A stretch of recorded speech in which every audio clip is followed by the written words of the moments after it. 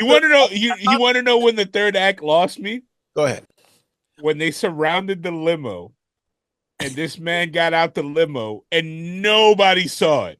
Nobody saw it. Nobody saw a door go and run out. Like that's when I was just like, what? Yeah, we're just gonna start this shit live. The only time I caught the Holy Ghost was when I was in church drinking. Like they're two dumb dudes. Welcome to the latest episode of Sarat and Chris's Movie Therapy Podcast. I don't know. It's always with you, bro. What is it? Because I record with people all the time. It's only with you, bro. Don't blame me. I don't know. What you got? What was it? The fucking Baltimore internet. What you on? You know what's funny? Go ahead. You know what's funny? That like honestly, the last time I got on the stream with Rand, yep. Like he was like, "Yo, let's record." I'm going live on Twitch at 7. I'm like, all right. I get online and I'm like, let me check my speed, bro. It was the worst internet I can have. If we would have gotten in before an hour before, and then like I'm talking to him and I'm also talking to like Xfinity Comcast on like chat, and I'm like, bro, what's going on? They were like, Mr. Rivas, you got to understand that, you know, everybody's home at this time, so the peak hours for internet is from 7 to like 10. Yeah. And I was like, oh my God. Like I thought like it's to the point like in my job we use VPN. I thought the VPN was on. And I was like, wait, I don't even use this computer for work. I was just like, I had to boggle down my camera feed to the lowest thing, but we got it done because he just wanted me to like, it was more us commenting on videos. Like we went over the WWE pay-per-view and all that stuff, or like we chatted while he was playing video games. Yeah. I was like pulling my hair out. But the Xfinity guy said, you know, oh, you got to understand it's everybody's home at this time. So should I pay you less because my internet isn't working right?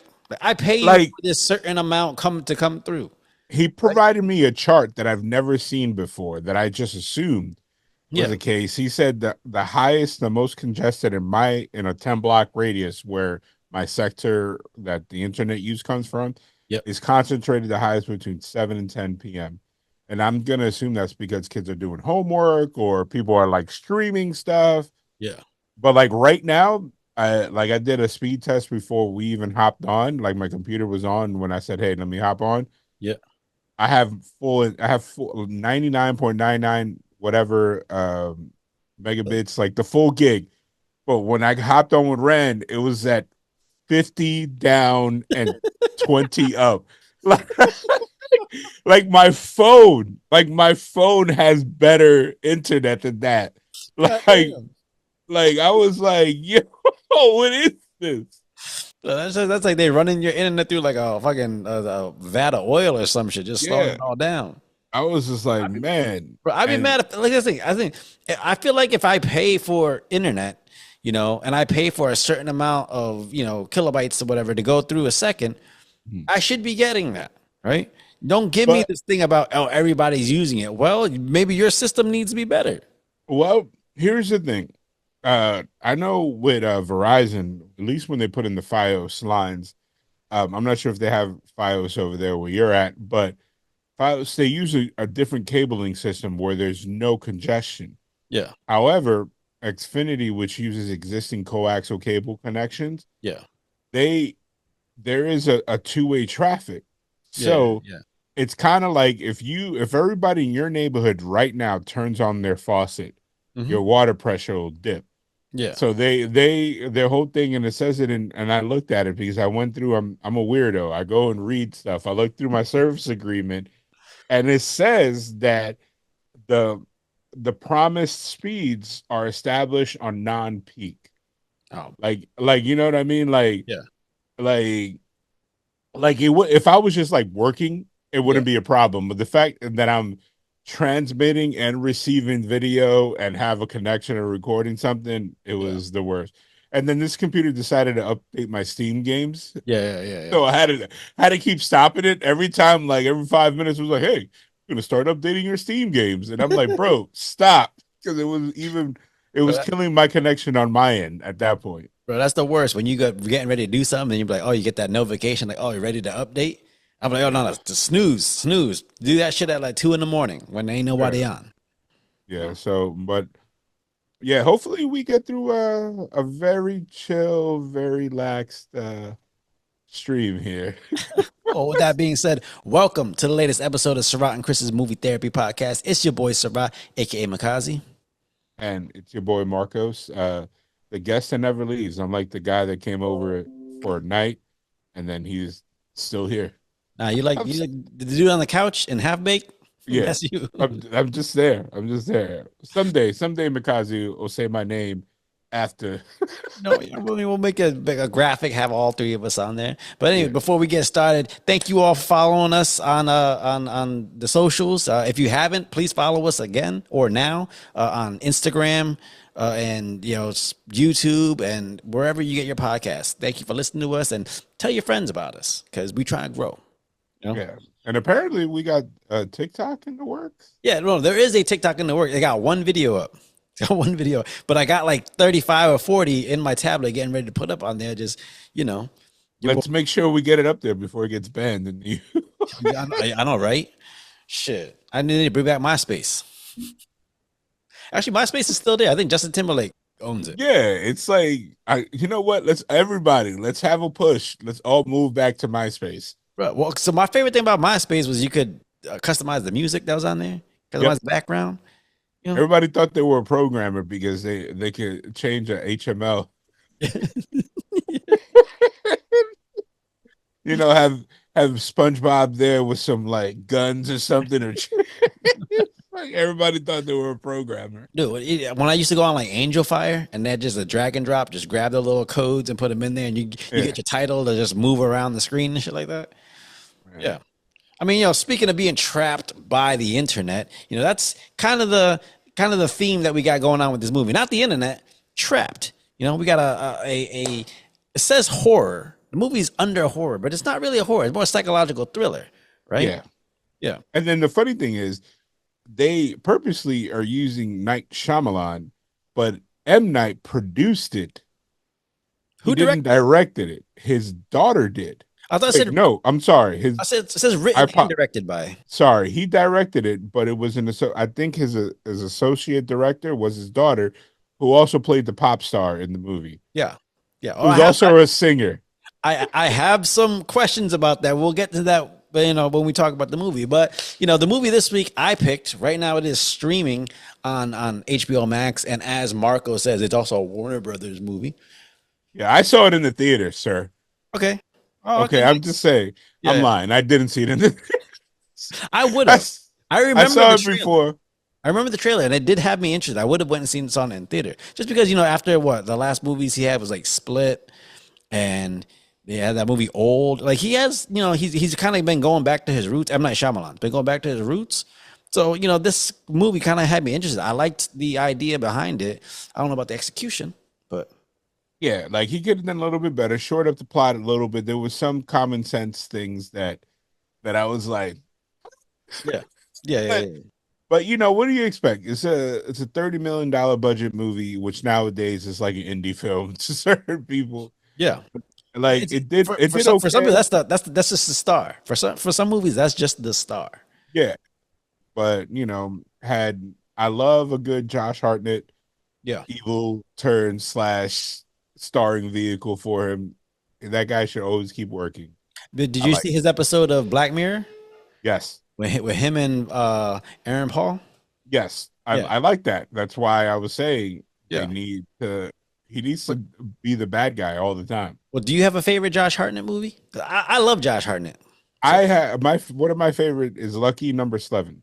Oh, so Chris, who was supposed to be here today, but personal reasons couldn't make it. That's one of his favorite movies. He was telling me about that too. I've never seen it. You should go see it. It's a very slick movie. 30 Days of Night is right next to it. One of my favorite films. Yeah. It sucks that he didn't sign on to do the sequel. The sequel was pretty good. Of course, Black Hawk Down, and his first movie, his first two movies, which came out in the same year, Halloween H2O and The Faculty. Those are all classics. Halloween H2O was his first movie, or was Faculty? Because I remember Faculty. That's They that's came Elijah out. Wood, fucking Robert Rodriguez. The production date on those are months apart. Really?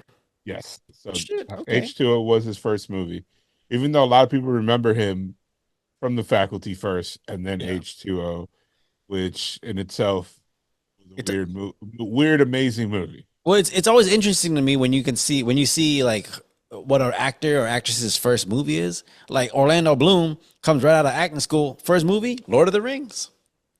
It's like, come on, that's how you just gonna hit a grand slam right out the gate like that. I don't know, man. And then fast forward 15 years, he gets punched in the mouth by what's his name? Oh my God, the pop singer. Fucking Justin Bieber. Yeah. Which I would have never had on my bingo card in life ever. No, but I mean, imagine you come right out of acting school. Your first job is Lord of the Rings. So you have, Fellowship, Two Towers, and Return of the King. Then right after that, you step right into Pirates of the Caribbean. Just quit. You ain't got to act no more. You're in this. Unfortunately, he did. He did act a bunch of times. Yeah, he did Elizabethtown. I Yeah, actually liked him in that. What was that? There was a racing movie, the Gran Turismo. Yeah, I liked him in that. he was okay. I like Orlando Bloom is one of those guys that he got typecast, and then he, instead of leaning away from it, he's like, right. Yeah. All right. Like Okay. So this is an M. Night Shyamalan movie. It is Trap. If we didn't say the name earlier before. So off the bat, did you like the movie, Marcos? I did.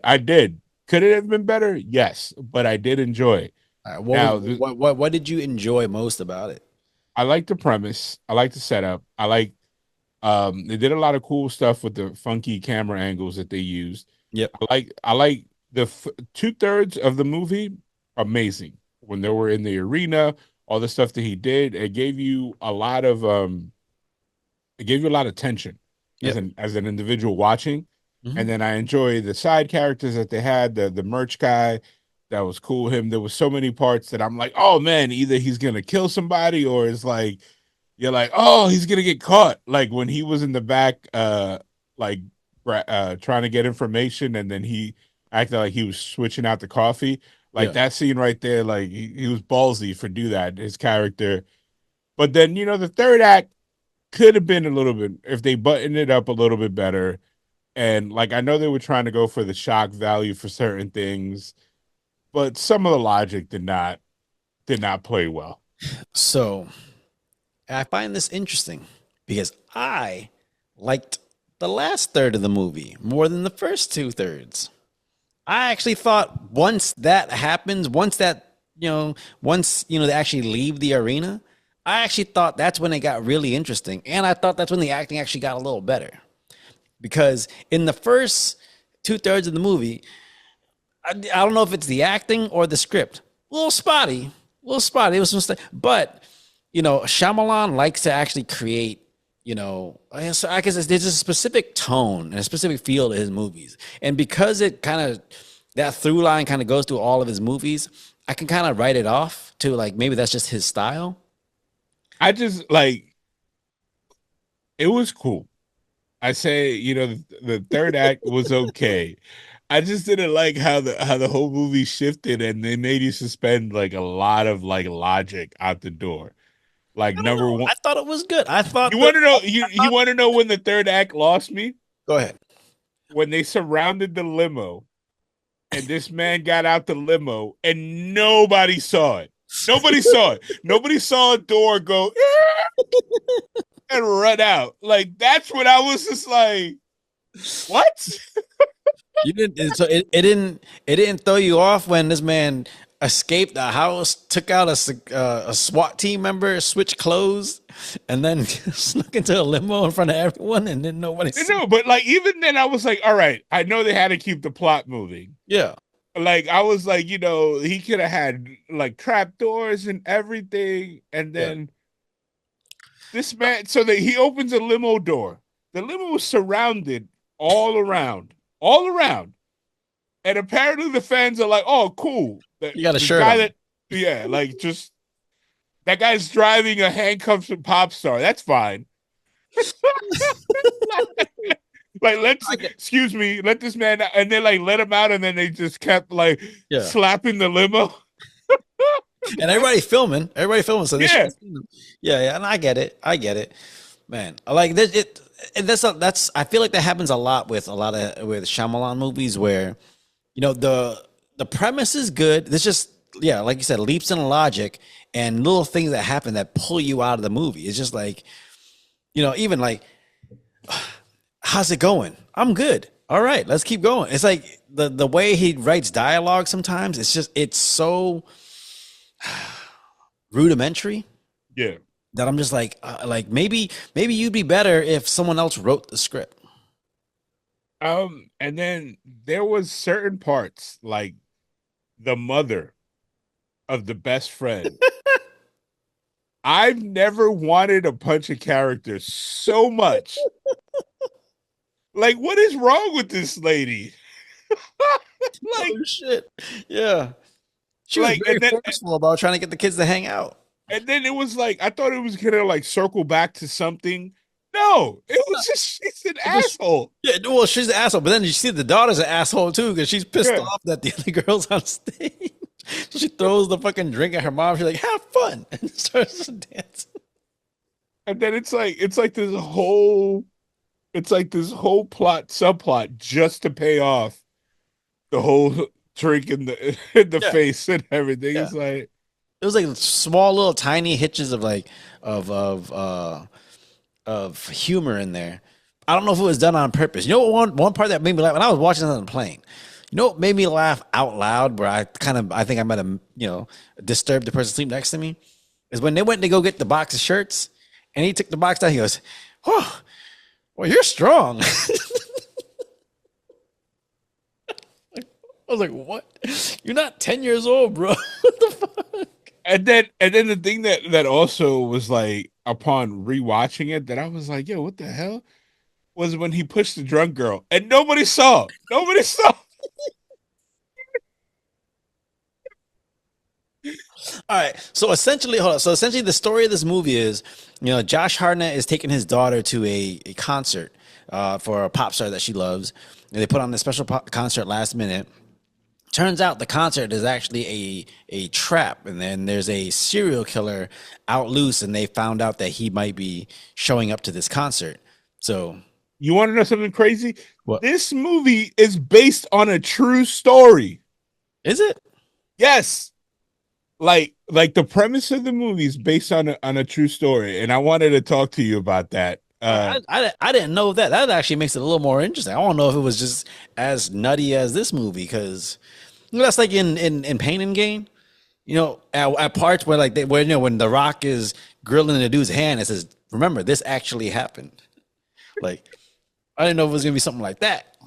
So this was inspired. The story called hold on. What's the name of the operation? Yeah. Operation Dumbo Drop. No, it's Operation Flagship. It was something that they did in the 70s to try to catch this guy, and it was Operation Flagship. So Operation Flagship was they had a football game. It was Redskins and Bengals. Mm-hmm. And then it says, you are the lucky recipient of 2 free tickets. Yeah. And basically, it was a whole bunch of ticket winners that were were suspects, and they all got arrested. Oh shit! So I feel like I feel like I have heard of this before. and it was like an operation. I believe it had to do with like different crimes. It was like sexual abuse. It was theft. It was like a whole bunch of people that instead of them having a whole dragnet of Yeah. like different warrants, they sent out messages to people like, "Hey, you won these tickets," Yeah. and they came through and just arrested everybody. Like the whole thing was a setup, like every little thing. And this was like over 100 people were arrested, and it's crazy. So this was like during 1985. So Yeah. it was organized by the U.S. Marshals and Washington D.C. Metro Police. Okay. and basically to the collect the tickets, the winners were told to show up at a brunch a few hours before the game. Yeah. And the fugitives were split into small groups and taken into party rooms. At that point, they were all taken into custody. Yeah. So they had female officers dressed as cheerleaders hugging the guests to check for weapons before the people came in and just arrested them. God And it damn. was like the biggest dragnet that they ever had. So I this mean, is loosely would based. you fall for that if you like took part in a crime? I don't know, robbed a McDonald's or some shit, and then they invited you to I don't know, uh, fucking Barney on Ice. Would you go? Could you one ticket? Oh, if I didn't enter a contest, I'm not showing up for anything. That's like the real life version of like, hey, click here, you just won. And an email. It's like, Listen, no. listen. I used to think that who the hell falls for that shit? But my brother one time we was at the mall. And he's like, hold on, I gotta take this phone call real quick. And he was like, he came back home and it's like, what happened? He goes, oh, I just won this thing for it's like a government bond. I just had to put some. I was like, but did you sign up for it? He's like, no. I'm like, it's a scam, man. What you doing? Don't be giving your info out. What's wrong with you? He was like, I only gave him my social, my birth, and my credit card number. That's all they wanted. Before we dive more into this movie, what you drinking? Me, I'm keeping it low key, man. I'm drinking Gatorade Zero. I Gatorade had, Zero. yeah, Oh, okay. and I So me and Chris had a conversation about this the other day. Let me ask you: when you buy Gatorade, how do you pick your what flavor you get? oh, this is a very interesting question because I just talked about this with my homeboy recently, and this is not even a podcast ploy that we did. Yeah. So if it's before 4 o'clock or like Mhm. three, before what I consider late lunch, I drink orange because I associate orange with like the mornings. Yep. And then if it's after that, the only other flavor that I really drink is a toss up between fruit punch or blue. I don't really drink any other flavors. Okay. Like, So that's what me and Chris were talking about that. We said, because they're doing this thing where they're trying to, do make America healthy again. And one of the things is they want to take out a lot of those dyes that are in food. Mm. And I said, if they start taking out the dye that's in food, then Gatorade stock is going to go down because don't nobody order Gatorade or buy Gatorade by the flavor. They go buy by the color. I buy by the flavor, and the Oh, get reason out of here. why Get I out. What's your do favorite flavor? my favorite flavor is orange and fruit punch. No, that's not. Get out of here. What's the actual name of the flavor? My man, it's orange. It says orange on there. Like, Oh, let's try got orange sunset or something. Blue no, icicle. I don't do the mixed flavors, especially on Gatorade, because they always taste like shit. Like if it's not a primary flavor, it tastes like crap. Listen. If it's like blue like storm shadow, I think the purple one is or something crazy. It tastes like rainwater that's been left out. Yeah, I just think I've never heard of anybody that actually buys Gatorade by the flavor. Oh, they go buy me the blue one. Oh, go buy me the red one or the orange one. They go by the color. And the only reason I'm drinking Gatorade Zero is because I couldn't find vitamin water. For some reason, Royal Farms over here, vitamin water is like not carried by them. It's carried by 7-Eleven. Oh, Like, maybe they got a contract. Maybe they got yeah, something Royal Farms that ain't at fucking 7-Eleven. well, Royal Farms actually has their Pepsi company now. And I Really? noticed that because like I think 2 years ago, like my wife, all she drinks is like Coke if she drinks a soda. Yeah. So I'll stop in, I always get like vitamin water or whatever. And then I started realizing that Coke products were like went from having their own like fridge to like a bottom row corner, like they're leaving the store shelf. Hmm. And then and then all of a sudden Pepsi is like displayed prominently. Yeah. Then you go to 7-Eleven, you gotta like search the whole store to find a Pepsi. Yeah. Everything is Coke products. So I find it weird. I thought that was only like in restaurants where like you ever gone to a restaurant or the good ones, you'll be like, "Can I get a Coke?" They'll be like, "Is Pepsi okay?" Yeah. Crappy, the hood ones, they'll just give you a Pepsi and Yeah. not tell you Coke. And Yeah. it's like, bro, this is Coke. Like, what is this? Uh, So yeah. All right. So I bought these a couple of weeks ago.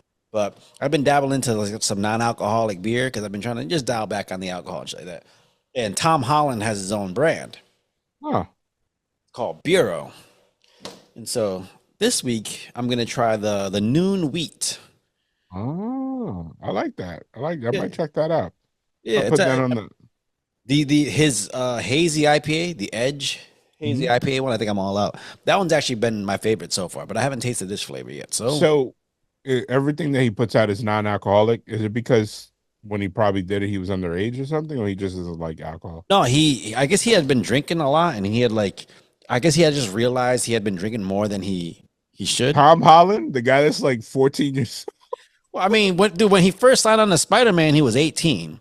So, Yeah. he's And then probably in the like almost UK, 30 now. in the UK, you could drink at 18, I believe. Yeah. So Well, yeah, he said he had just noticed he was drinking too much alcohol and stuff. So he did like a dry January, and then he's like, "Oh, that felt good." So then instead he goes, "Let me carry it on. Let me carry it." And then next thing you know, he's just like, "You know what? Let's just not drink no more." So yeah, but yeah, his hazy IPA flavor is actually really good. I gotta pick that up. I had a non-alcoholic beer recently that I wasn't like. It wasn't until my wife was like, "Why are you drinking non-alcoholic beer?" I grabbed the Heineken Yeah. and it said 0.0. Like I just saw Heineken and I saw the number and I was like, "Oh, it's probably like diet." I was like, "It's the first Diet beer that Heineken. I just like grabbed the first beer and then I was like, "Oh, this is all right." And then my wife, Lily, came and she was like, you're drinking non-alcoholic beer now because we were at somebody's house for Halloween, and I was like, "What are you talking about?" And I look at it, I was like, "Oh yeah." I was like, "Ah." Yeah, this actually isn't bad. My Yeah, man this got is the actually really good. mug. Look at you. You know what? Next time I'll be set up. I'm a That's a WWE mug too, WrestleMania in oh, Dallas. oh. Yeah. Oh, this is actually good. I like the last. So the noon wheat and the hazy IPA are really good. Actually, all of them. Like it's a good option. Like I this weekend, I drank Presidente, which is my favorite beer of all Yeah. time. Was it Tecate? No, it's Cervezas? Presidente, Oh, Dominican beer, bro. Come on. oh, it's not. It's not red stripe. No, it's not Red Stripe. Hey, it's the red stripe, man. Sanka, Oh, you dead? oh Yeah, man. man. Come on. Oh man, we All just right. got So canceled. do you have a favorite Shyamalan movie? Because he's very divisive. Like people love him or people hate him. I'm generally in the camp of I kind of love his movies, but I understand that they're not for everyone.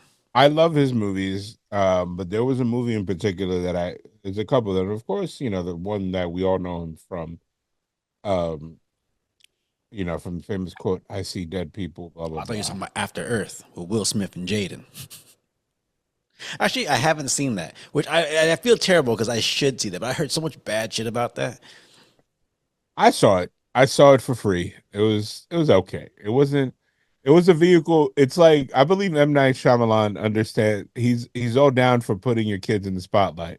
Because After So, Earth, Will Smith did that for his kid, and in Trap, he pulled out the nepo bus baby for his daughter, aka Lady Raven, literally performing songs from the soundtrack that she wrote and everything. Like yeah. she's a pop star or Mhm. trying to be a pop star. I don't know. I'm old. I'm 43. Don't listen to me.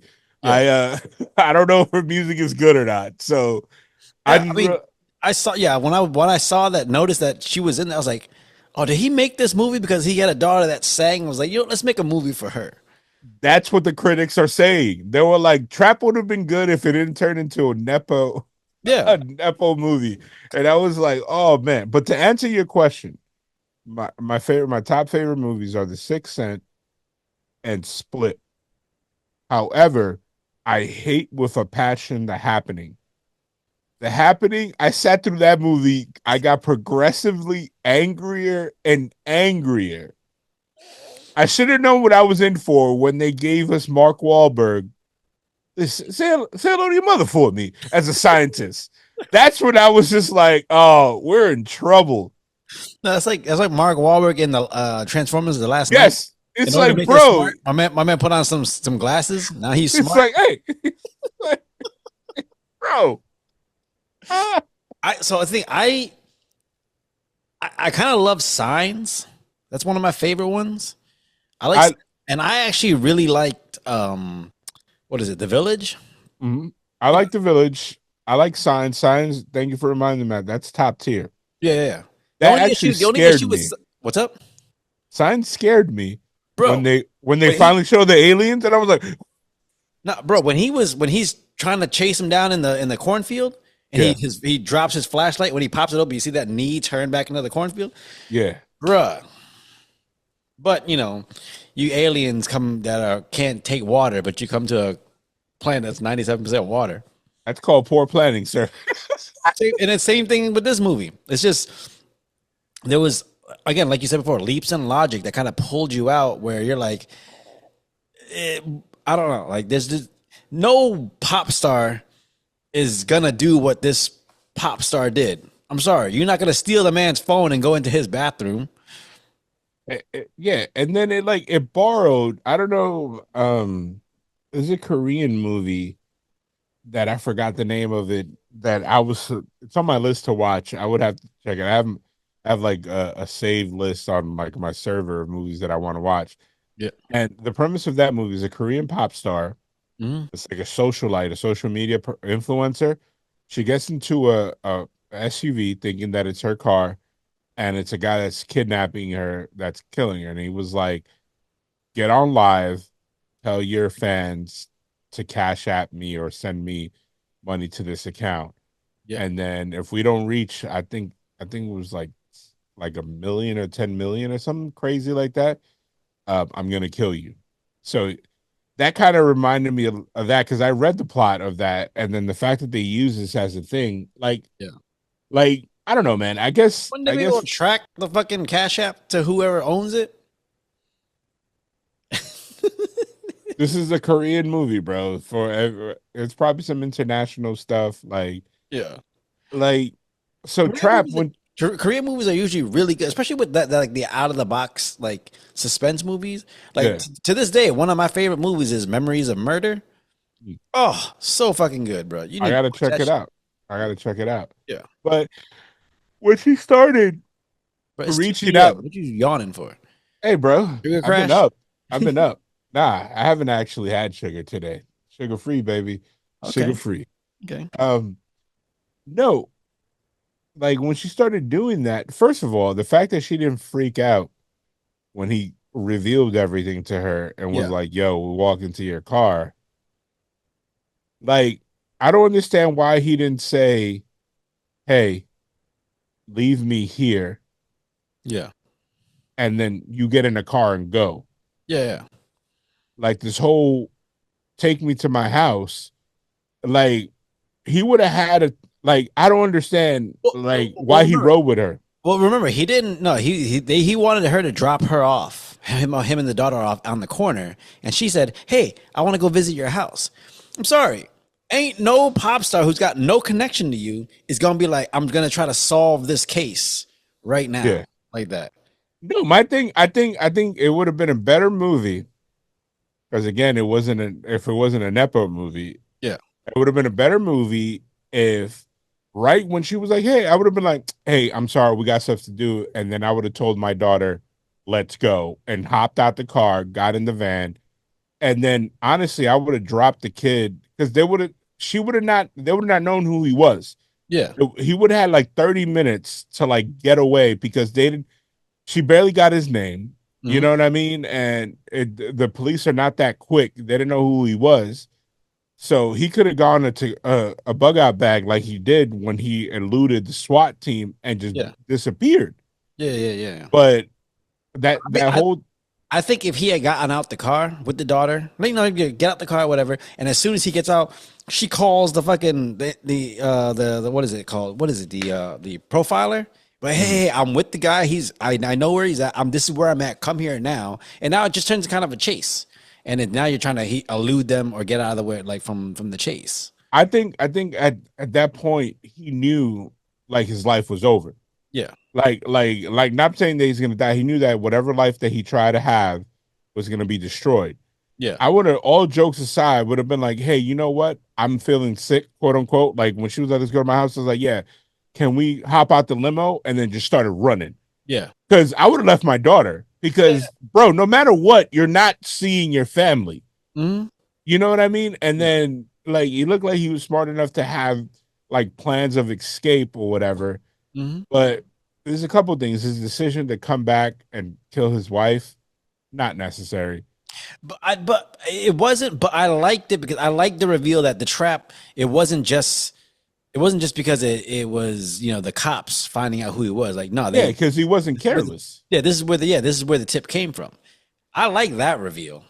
Like, bro, if I say this to my wife all the time, every time we're watching a movie, that it's like a nefarious character and he has like a family tie. Mm-hmm. I was like, yo, you can't be married. You can't be this. Have Yeah. you watched The Joker? The new one or just the original? The TV show. I'm sorry, The Penguin. Sorry. So I've watched 7 episodes. Don't tell me the last episode because I haven't watched it yet. I just got back. All right. He makes a decision that it's not popular with the fan base towards the end of the season finale. Okay. That I'm like 100% this man is the perfect villain. He understands what he needs to do. Mm-hmm. So like I say all this to say like his wife, that's messed up. Because the only thing he didn't account for was his wife. He accounted for the authorities and everything. I'm watching a show called The Day of the Jackal. Yep. And the main character, which is Eddie Redmayne, he's an assassin. And this guy is flawless. Yeah. But he's married to a Spanish chick, a chick from Spain, and has a Spain villa. Yeah.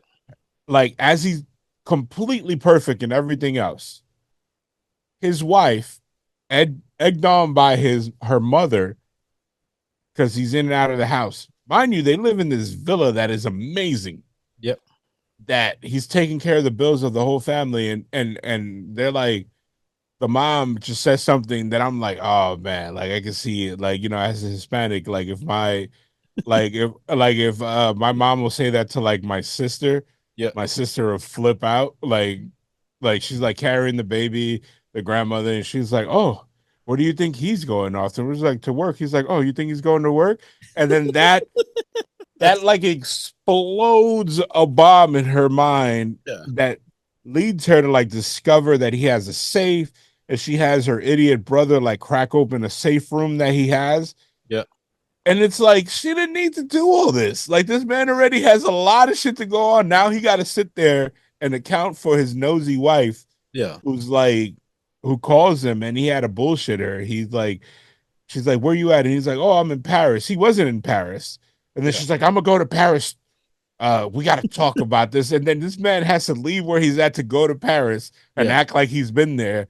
And then he like lies to her again, covers it, but she's still not sure. And I'm like, there's this plot thread that I know it's gonna lead to the downfall towards the end of the series, because the series is like limited.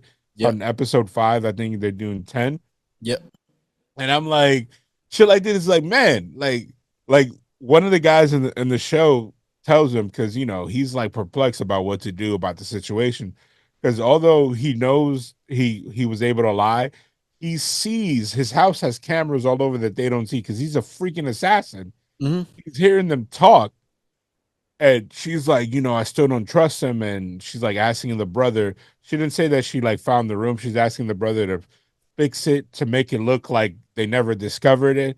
Yeah. And so he leans over to a guy that's helping him, who's like a career assassin or like a gun maker. Yeah. For years, and he's like, "Hey, have you ever thought about getting married?" And the guy just laughs. He goes, "In life, it's like that's how you get caught, man." And then I'm like, "There it is." Yeah. There it is. Like if this man had not had a family, or like had a wife with no kids, this movie would have ended. Yeah. Would have ended quickly, because I think he would have acted like he didn't know, because his wife was trying to lie. Yeah. He would have figured it out and then got rid of her, and then would have continued his life, changed his name, and moved somewhere else. But yeah, but I mean, but the thing is, when you're married, even if you didn't have kids, like, the wife has friends, so she goes missing, eventually people are going to start, looking around. But I feel like this guy was such a ghost. I don't Like, know. like, I like felt I felt like he again he lived two separate lives and he kept them pretty separate, you know. Yeah, I clearly, you know, the relationships he had with people, you know, were built up enough so that he could keep the lives separately. I think if you're that much of a sociopath, you can't be that connected to anyone else in your in your other life. And like you could see like he was just it was going above and beyond trying to be the good dad. It was almost like he was trying to be the dad that almost maybe he wanted or something like that. yeah. And so that's why he's trying to be to his daughter. And then, you know, that connection alone is what, you know, was the downfall because in trying to do what's good doing right by his daughter, you know, that set him on the path for his wife to like all of a sudden just, you know, be a little suspicious of him, put him in a position to go somewhere where he might not be able to, you know, get out. I think if he, as a guy that he seemed to be as skilled as he was, I think if he would have like kept people at arm's length, he would have Yeah. been able to get away if he was a little smarter. Yeah. Because like I looked at him and I thought about you. You know that Netflix show You? Mm-hmm. The guy that's Never a seen it. killer? I know of it. Yeah. Like if he would have just taken tips from him, you know what I mean? He would have figured like I think the way that they wrote the movie, Mm-hmm. like from the first scene, you'd have known that he was not gonna get away. Yeah. Like I think the movie would have been better if he would have somehow gotten away. Like, what about you? What do you think? I think. I mean, the thing is, he does kind of. It sets up a sequel because you know, first of all, how long does it take you to unscrew a fucking spoke on a bike tire? Because that motherfucker did that shit fast. Again, abscess and common sense. I like the idea of him somehow, you know, doing something and getting in the unlocking himself in the paddy wagon, and then you know that leads up to a sequel again. But there's like, it's almost like they tried to be clever, but didn't really put too much thought into how much that effort that actually takes. You Yeah. know, so I liked the fact that he got caught. I like the fact that he was probably going to get away after because he unlocked the handcuffs. But I don't know. It's just I think it could have been there could have been a lot more tension within the chase. But it was I felt like they were just trying to be clever, trying to for lack of a better term, trying to include Shyamalan's daughter in the whole, you know, Yeah. figuring the whole plot out. I think the movie is a lot better if you take like the whole family out of it. Like in a way, like if they would have still just had a profile but not nailed down who exactly he is, Yeah. that would have made the movie a lot better. Like, you know what I mean? Like we got a description, we kind of know how he looks like, Yeah. but we don't know like he was a ghost. We don't know he was one step ahead of us type deal. Like, you know what I mean? Yeah. Like the fact that they found out who his daughter is and all that stuff, like they knew who he was. Yeah. Yeah. Yeah. Like even if he runs, he's gonna be a fugitive. But I'm talking about like scot free, like on some like if they would have been like, oh, can we run his prints or something? Like if they would have caught him and then they would have been like, he has no idea. Like, all right, let's take him in and we'll run his prints. And then all of a sudden he would have let his cuffs out. They would have not known who the hell he was. Like, you know what I mean? Like on that situation, that would have made for a more satisfying ending. Speaking of Prince, you notice how like again the wife set him up, so she found the safe house, whatever. She left the receipt there, but like tore it up to make it look like it was an accident from him. But if she had just left the receipt, because he didn't find the receipt, the cops did. Yeah. If they would have dusted it for Prince and knew who the fuck he was. At that point, you know what? I'm a dick. I would have freaking set you up for I would have set you up. Like if I was a cop, I would be like aiding and abetting. You knew. Yeah. like, Yeah. like we didn't need to all do this. If you were scared, you could have called the cops that day. You Yep. were aiding and abetting him. Yeah. Like you know how many victims he could have had. Like you know, You done spent this, blew out all our quarterly budget on this damn concert and shit just to Like- try to catch this one dude when you could have just came to the police station and told us. one guy that probably wasn't even the person that killed the most people that year. Yeah. in America, but they had the FBI and everybody there. Like I think he had like what 8 victims they said or something like that. Something like that. Yeah, And it's like cool, cool, cool. This is a guy that just shot people in the bank, 40 people, and I we're over know. here co-opting a concert. Speaking of the concert, so this movie takes place in Philadelphia, right? Yes. Have you? So you've been to shows in Philadelphia. I'm imagining. That so I don't think does it take place? It said it takes Hey, place, they said it was in Philadelphia. They had the Phillies, the Philly SWAT patches on. but that stadium was where NXT was this year. It was where Smack normally TV is. No, Wells Fargo. Yeah, that was the Wells Fargo Arena. Go back and look at it. Like I recognize everything, the vendors and everything. Like Listen, they changed the signs that are in focus, but the things in the background is like the bathrooms everywhere. bro. Listen. I first of all, you can't name the arena the Tanaka Arena. I was like, where the hell did this thing take place? I was really looking because I know Shyamalan always films in Philly, so I was looking, and then like maybe I I did just not haven't know seen, that. I maybe didn't I know haven't. that. Yeah, all his movies take place in Philly. Like literally, Philly. One of the reasons Philly kind of really has a film like scene or film industry is because of Shyamalan. All his movies are shot there. Oh, that's good to know. Yeah, and then but like I was trying to look at it from different directions. I'm like, I go to that arena all the time. Like I didn't recognize it. I thought they just maybe filmed it outside of Philly, like maybe towards Hershey or some shit. Nah, it's that arena. If you go back and even the color scheme of the signs, I'm like, bro, that's the Wells Fargo Arena. Speaking of which, I live in Baltimore and I grew up in New York City. Philly has the best professional sports setup on the East Coast, in my opinion, because all the exits leave out directly to the highway and no congestion, no congestion. There's multiple exits. Like, Apparently, you no. Listen, I've tried. I've had to leave Wells Fargo Arena, and I try to leave early because if I don't, there's plenty of congestion. I ain't getting out of that parking lot for 45, 50 minutes. but are you going to the city or are you hopping on 95? As a I'm, person that hops on 95 immediately, which is right next door, yeah, I'm ghost. yeah. I Raw go that 30th, I was Broad Street exit, turn left, go to 95. That's where I go. It's always congested. nah, because you see, I park at the end of the parking lot. I park, in the entrance with those park. I just NXT night one of Mania, not of Mania, because that was on the other side. Um NXT, Raw 30th, everything that's in the Wells Fargo, I'm out. I'm home within 45 minutes. Bro. No, I always end up staying at like Penn's Landing and shit, and like getting out of that That's parking lot is terrible, bro. you see, you gotta go Speaking, to speaking of, all right, so this is one of my issues with the movie.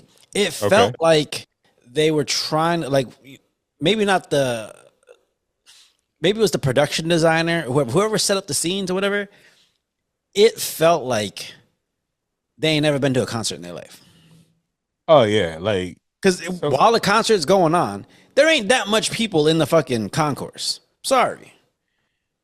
bro, they had to make it seem like the man is blending in. I get that. That I get. No. But the thing is, if it was a sporting event, it would look like that. But a concert, no. You got I'm a all these hun- people walking around doing stuff while the girl's singing. What? Really?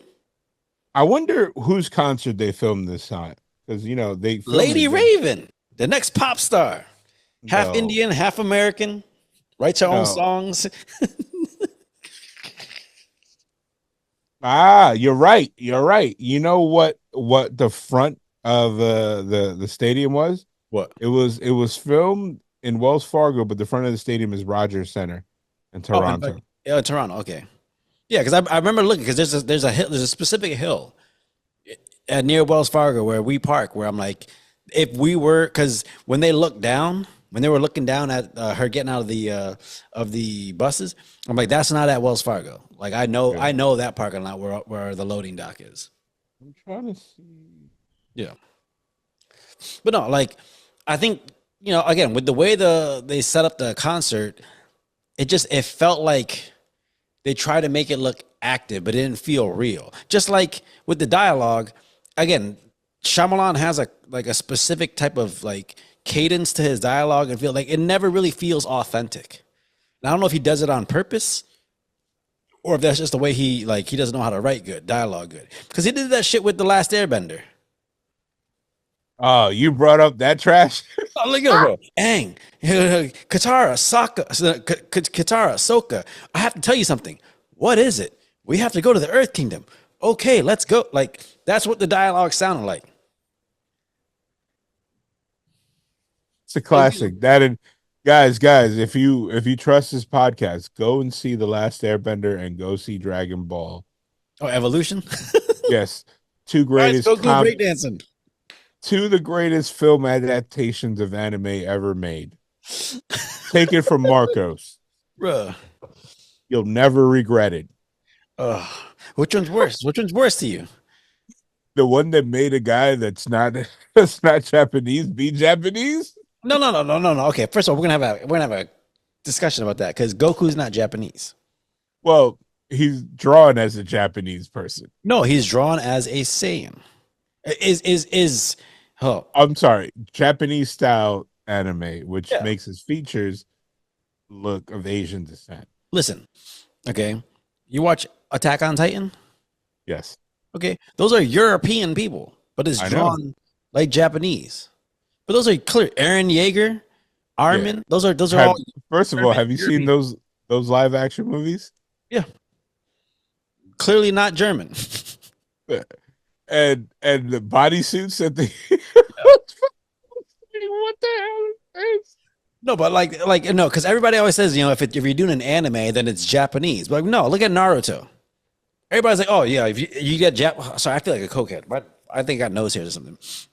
You sure? You're like, yeah, baby. I got that loop. I got that Tua loop right now. I keep it up, baby. That's how I just came from work off the flight. You're like, yeah, let's go. We're pumped. No, but like Naruto, because it's an anime, everybody would think it's a Japanese person should be playing him. But Naruto's blonde with blue eyes. Like that's a white kid. Yeah. So, what you want? But the casting was atrocious on Dragon Ball. Justin Chatwin with he's got the same face shape as Goku. Whether he was good casting, I don't know. I don't know. It wasn't. But he's got the same face shape. When he has the hair up, you could see it. You can see that look. I'm like, oh, he's got a Goku look. Come on, I'm gonna pop this shit right now. Hold on. Nah, don't pop it in. I don't need that. I don't need that. Yeah, you gonna remember. You gonna remember because that's the thing. Like everybody was talking about like he shouldn't be playing Goku because Goku should be Japanese. I'm like that. He's Saiyan. He's Super Saiyan, or just Saiyan. He's just saying. He's Super Saiyan. He was he was a Saiyan. He didn't become Super Saiyan in there. But where is this shit? Nice. I just sold my camera. See, like he's got the cartoon. He's got the kind of the cartoon Goku look. Bro, that's a wig. No, but I'm saying with the face, the shape of the face. To me, the worst part was they tried to explain fucking ki energy like it was airbending. Yeah. That was the worst part to me. And the Piccolo casting. I love the actor. I love the actor. Yeah. Spike. He'll always be Spike from Buffy the Vampire Slayer to me. Now he was also I forget what villain was, but he was in Smallville too. Yeah. He was what's it called? He was it's like the computer. The supercomputer. He was shit. I keep. Oh my god. Bizarro's, but it's not Bizarro. It's not Bizarro. It's. Oh my god. Anyways. You guys. I mean, the production value on Last Airbender is actually really. It looks great. It's just the fucking the script. It looks like a 2007 movie because that's when. I think it looks better than that. I'm sorry. I think it looks better than that. Isn't that when it came out? It came out like in 2007, didn't it? Something like that. But I think it looks great. It's just it's not a good script. Okay. Okay, I see. Favorite character. I got a lot of Naruto stuff. Okay, I'm a Minato guy. See, hold on. Oh, I got Minato too. Oh yeah. Hell yeah. I got that one. I got that one in the box. Yeah. I also got random shit. Like we got to do a "What do you have in the background" episode. Just all the is that an official Ray mask behind you? That is his actual mask that he wore when he returned at Royal Rumble. Do you smell it occasionally? Well, he really after not okay, not that night, but it was maybe like a few months after. Like he came back.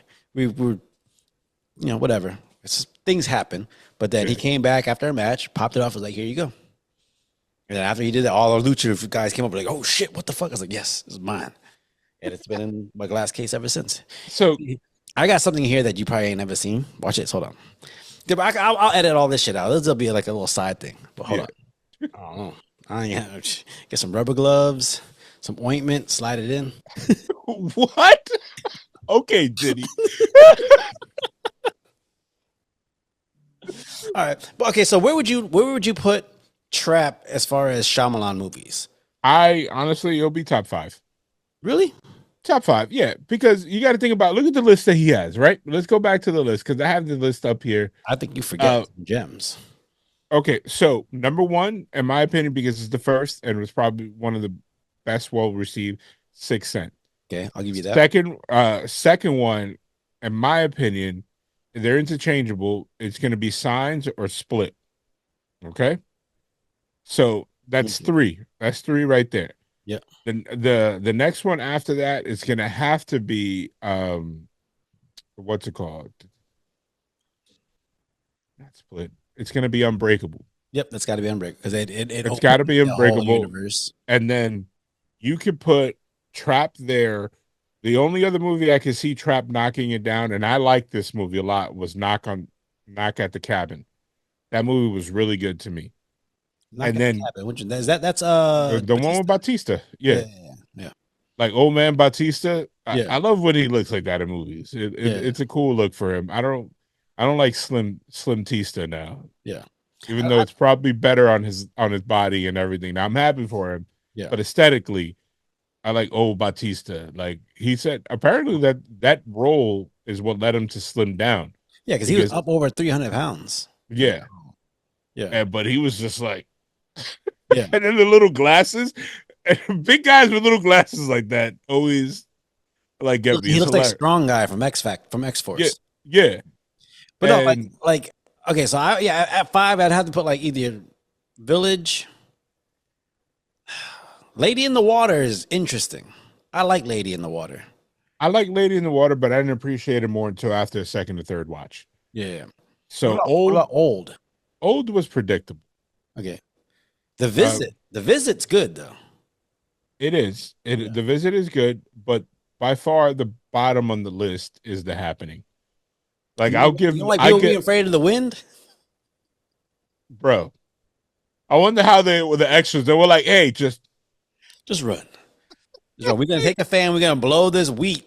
Just go faster than the wheat, please. like yo, like." I think there's a movie or a TV show on Max called The Franchise or the something about them filming a movie. Mhm. And like I can imagine how they were on this. Like, so check this out, Mark. You're gonna say some really smart things, and then we're gonna just cue like Yeah. the wind, And and you then people are just gonna die.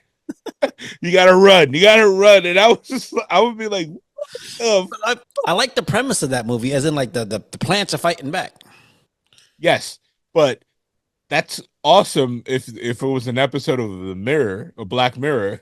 But it's shitty as a 2 hour movie that I spent money on. And I remember, I feel like when that movie came out, it was during the 3D phase where everything was like $22 a movie ticket Yeah. for like extra 3D and blah, blah, blah. And it's like, when I tell you I was white knuckling my seat in anger, Mm-hmm. like, bro, I like almost left. If it wasn't for the whoever I was seeing at the time was like, nah, let's just finish it. I would have like gotten up halfway through. When I figured out what the premise was, I was like, this is stupid. No, but see, the thing is, I think the premise is good. I think that's where he shines. I think Shyamalan shines in building atmosphere, building tension, and coming up with really good premises with really good twists. Like the twist in this one, where you find out the wife actually like was suspicious and set him up, set up the trap. That's good. To me, it's the execution, mostly because he writes and directs. I think if you let someone else write the script and he directs it, I think it would actually be really good. Like if he would have said and like, hey, you know what? I'm really passionate about, the environment. But no, he just put this out as a straight movie that was supposed to be a suspenseful thriller about the wind. No, but I mean, that's what I'm saying. Like he wrote. If someone else wrote it, they might have figured out a different way of coming at it. Just like The Village. I love The Village, but everybody's like, oh, I could see that coming a mile away, that they were in like their own little sanctuary in a fucking state park. But like, it's actually a really good premise and very good. It's built really good. Like the movie itself, shot well. It looks awesome. It's just, I think by that point, everybody was associating Shyamalan with, oh, that's the guy with the twists in his movie. Yeah. So speaking of Shyamalan, are you thumbs up for his cameos, or you're like, all right, I'm done with this? Like he needs to stop cameo in his own movie. I think it's fun. Again, like I said, I think he. The more I watch his movies, the more I think he just likes a specific tone, kind of like Sam Raimi. Yeah. He likes a specific tone, and that's kind of his tone. So again, if you watch a Sam Raimi, Robert Rodriguez, Shyamalan movie, you're gonna get a specific kind of tone, and it might be your cup of tea, it might not be. And I just think his cameo is kind of like part of that. Like you see Quentin in his movies, like come on, when that man showed up in fucking what was it, Django? Yeah. And I was like, yeah, were you watching the movie that you just shot? Because your accent was crazy compared to everyone else. It's like a Gladiator 2, how people were like destroying Denzel. It's like, oh, okay, we're the gladiators now. Like I know that wasn't the trailer, but people when they saw him and he didn't speak, they were like, yo, if he comes out like, okay, Gladiator, you gonna do this to me? That's what I'm talking about. Lions don't eat us, we eat the lions. Like what? Like what is? He signed on. I think he signed on to Black Panther 3. Well, that's what he's going around telling people. Well, he's saying Brian Coogler is writing the role of him, which I can see because they need that. I think they need that gravitas after losing Angela Bassett after she gets killed. She got killed off in the second one. Yeah, because it's like bring someone in that's got some weight. She like I shed a tear. Yeah. Her opening speech, like, what more do I give? I gave everything. Mm-hmm. That I was like, okay. I wanted to hear your African accent. I was gonna thought you was gonna. Nope. I thought you was gonna. Nope. I'm not gonna get canceled on your.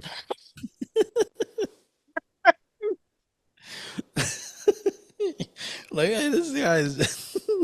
It's like they took a real left turn on this podcast today. I'm not sure. I don't know if we already did the Jamaican accent. Why can't we do South African? I don't know, bro, because I'm at least, I got half Jamaican nephews. My brother-in-law is Jamaican. I love that. That's been part of my family for like 30 years of my life. So you indoctrinated? You feel I indoctrinated. They gave you a pass? Bro, I've been to Jamaica like half a dozen times on like family vacations, not like to the resorts. Yeah. Like to like people's houses. Stuff like that. So to the pushcart derbies. This guy, but I don't want to say I got a pass, but like I feel like they understand. Like I won't, it's not Apu from Simpsons. Like you know what I mean? It's not that equivalent. Like if I start to, but like I don't know. Like M. Night, it's funny because I'm looking at his Wikipedia page, and he has nothing coming up.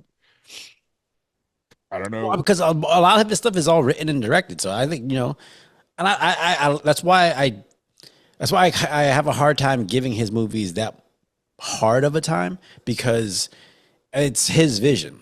Like he's creating this, whether you like it or not, he is putting forth what he feels is best representative of this universe that he's putting together. So, no, who knows? Oh, So, if you had is this a movie? Or are you gonna give it a rewatch?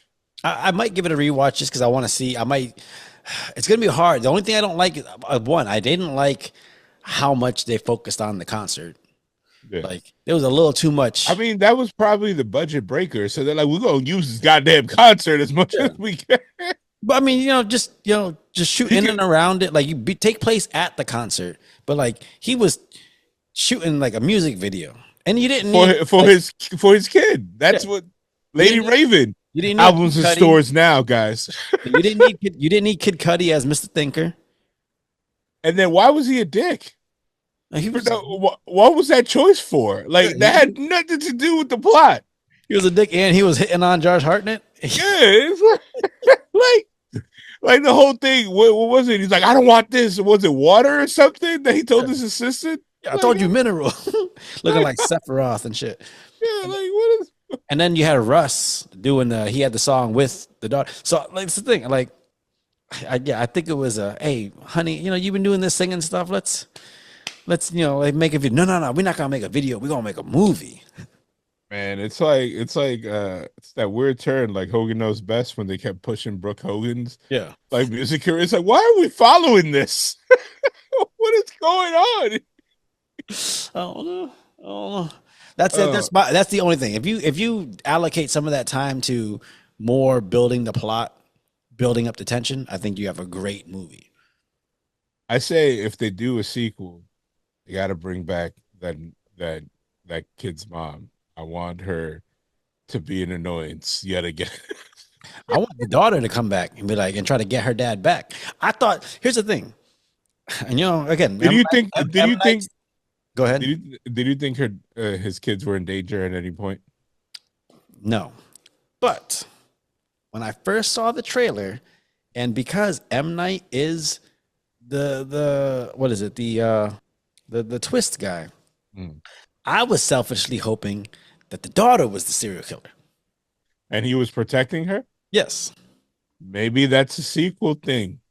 Maybe it was that, or maybe maybe the whole family was actually in on it. Can you imagine when the thing opened and all of a sudden the family sitting there and like because when it came back after the police had left or whatever and they showed the wife washing dishes, I felt like he was gonna show back up, and then when that happened, I wanted the wife to be like, "Motherfucker, you wasn't supposed to get caught." Oh, that would have been great. Yeah, but then they would have had to explain the receipt. No. Like, because that could have been a whole thing where like that's actually what happened. The fucking like the investigation, but like like the wife been like, I taught you better. I thought you were smarter than this. Like we've done this before. Like you're not supposed to get caught when you do this kind of thing. And you find out it's like a deranged kind of family. Yeah, that would have been cool. That would have been a whole franchise. I also like Josh Hartnett's face when he's sinister. That smile that he gives is like, all right, this guy's unhinged. It's like, you know what movie I would have swapped him into as a character, even though the movie was great. Do you remember that movie with Russell Crowe that he played this like unhinged guy that came out during COVID? That it's been seen. I've seen it a bunch recently, like on memes and stuff. Russell Crowe. Yeah, it's a crazy movie that if you haven't seen, I think you should watch it as soon as you get a chance tonight. I feel like you're gonna name a movie that I have watched. I just don't remember because I feel like I did cover a Russell Crowe movie recently on the pod actually. That he's batshit crazy. It's like he's chasing a mom and his kid. Like it's a road rage movie. Huh. I have no idea. I think the last movie I really saw with Russell Crowe where he was kind of starring was like The Nice Guys. Unhinged. That's what the movie's called? Unhinged? It's unhinged. It's like on a rainy night, a vengeful psychopath is parked outside his ex-wife's house Mhm. He removes his wedding band and then lights a match and basically lights the house on fire. And then the following morning, a newly divorced mom drives his son to school and she cuts him off and he like fucking loses his shit and Yeah. follow. Bro, like he was great in this, but if you put Josh Hartnett with his crazy look, Yeah. you should definitely, you know what? That should be the next episode. The next episode, you're featured on. All right. Yes. All right, we can do Like that. unhinged. It's a crazy freaking movie. All When right. you I'm with it. Yeah, we'll check that out. All right. Speaking of, well, all right. Final thoughts on Trap. Trap. I think it was a good vehicle for Josh Hartnett. I think it was also a nepo project for Lady Raven. I wish, like as you know, me and Makazi have talked that yeah, he should probably direct and co-write, not Yeah. direct and Yeah. fully write, because his shortcomings seems to be popping up in the same ways in all his movies, Yeah. where he tries to get through the third act and he forgets steps of logic, or his first or the first and second act, he's trying to like do too much in one area. I think he's trying to do that Deadpool thing where he tries to keep the movie basically in one setting. Yeah. And I get, but you know, it's like it's like he's swapping in different movies, like you know what I mean, different stories in the same like template of a movie. Yeah. I like the movie. It could definitely be better. I agree. I think he should definitely be at least a co-writer, but not necessarily the just the main writer. Because again, I think his biggest hindrance when it comes to like the writing is one, just writing believable dialogue. Mhm. And I didn't, again, when I hear the dialogue in the movie, I don't know if it's done on purpose or if he writes that way. But there's a very simpleness to it, Mhm. a simplicity to it, and it never sounds natural. But I just And don't know if that's what he's going for, you know? and then I also think he gives a lot of exposition through dialogue. Yeah. Oh, Like with he's very much a tell the people instead of just show the people. yeah, like the whole character, the merchandise guy, that Hmm. was there for number one for the trailer, and Hmm. number two for the movie, so the audience can understand what kind of movie they're in Yeah. and what it's about. Like he basically laid out the plot Hmm. for for Josh Hartnett's character and the audience. Like it's Yeah. basically like, oh, okay, it's like you're in a video game when you talk to a merchant Yeah. and he tells you what you got to do. Speaking of, didn't the profiler, her voice, didn't she sound like the fucking computer in Assassin's Creed or some shit? Yes, I yes, was she like, did, who is this NPC? What the fuck is going on right now? and she was also a hollow character. Yeah. Like literally, like you're just supposed to believe this lady. Like, give us something. Like, I think the movie should have cold opened with her, Yeah. like trying to find out what this guy is. You know, what does he think? Like, give us something. Yeah. Not have her come in like, oh, that's expert, blah blah blah blah blah, and he's been doing this for blah blah blah blah blah. Who's that lady you talk to? Oh, she's this. She's been trying to catch him for this many years. Yeah, it's like I did. a I lot did of like exposition. one thing I did really like how they did was how they had they would have everybody kind of disappear and he would just see like his mom, Mm, and that was kind of like the ghost of his mom was kind of hanging over him. I like yeah, that. Yeah. that was cool, Yeah. and then he did some experimental camera angles. I read that he used a single lens mirror Yep. in front of the frame, Hmm. so kind of like you could see the focus on the actor, and then there'll be like a mirror behind them, so you could kind of like see their point of view in a way. It was something cool. Like he always breaks ground when it comes to cinematography and all that stuff, Yeah. but he always lacks in the same areas when it comes to plot. Yeah. And that's going to be a problem because at this point, number one, like they know his gimmick. Hmm. You know, they know that it's like, oh, gotcha. Like, and I think he should write a movie that, like, okay, like a Knock at the Cabin. There wasn't really no twist. Yeah. Like, it was a straightforward story that kind of just left the beginning out of it. And then when you find out what was happening, then it was like, oh, that's crazy. Yeah. It wasn't like, you know, if that movie would have ended with when the person like coming outside and they're like, I don't know, have you seen Knock at the Cabin? I have. I don't remember it, but I remember seeing it. Yeah. So at the end, they go to the diner. If all of a sudden they go to the diner and then like the guy's name is like Batista's character, and then Yeah. the waitress is the other, like I would have been like, yo, this is stupid. And then you find out the person has mental health issues and they imagine the whole, I would have been like, all right, I would have thrown my drink at the screen. Like, what the hell is this? Mm. But I liked it. I've watched it twice. I was gonna watch it a third time this morning, but I got wrapped up. But I liked it for what it was. Yeah. No, it's definitely worth watching. Yeah, But especially on Max. If you want to avoid your family during Thanksgiving holidays. Yeah. And also if you're not turned off by that kind of cadence and the kind of, the way people speak in Shyamalan movies, then you'll like this movie. To me, that's the worst part. It's just that it's so hard to get behind what people are doing because they feel hollow, they don't feel real. Yep. Yeah. All right. Well, that's the latest episode of Sarat and Chris's Movie Therapy Podcast. Once again, it is your boy Sarat, aka Makazi. It's your boy at the Sunset Kid, aka Marcos.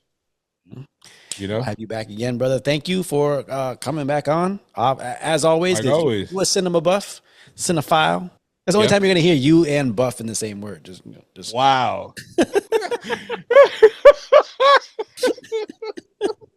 This guy. Anyway, follow me at the Sunset Kid on all socials except TikTok because I'm too old for TikTok. Yeah, I have TikTok only for the podcast, and it's literally only on my tablet. I will not put it on my phone. But please follow us on TikTok, on Instagram. Please head over to YouTube and your favorite podcasting platforms and follow us there and subscribe. All the good stuff. And just keep coming back every week where we will have more and more episodes, hopefully. Hopefully, Chris will be back.